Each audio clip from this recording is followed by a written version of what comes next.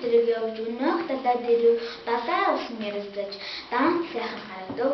Алтан загсыг дуудсанд алтан загас хөвсөөр өмнө нь хурж ирээд өвгнөөс ингэж асуув. Хүндэт өвгөн ах минь хөрсөх хэлэх юу байна? Явдал зочир юу байна? Ямар хэгээр ирэв? Өвдөг нургал мөргөөд өвгөн хариу хэлэв. Хатан дээр загас минь хайрлаж намайг өршөө.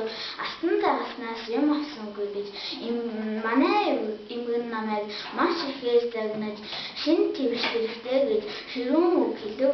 Эдэлж байсан твш маань эвдэрч унахад төрсөн гэмэхэр алтан загас хэлэв.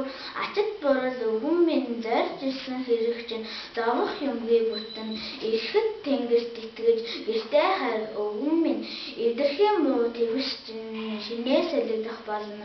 Өвгөн гэртээ өнөөх загасны хэлснээр өнгөтэй сайхан твш өмнө нь хэвтэж харагдана. Эмгэн дэргэдэн зогсоод элдвэр хараахан сонсогдов.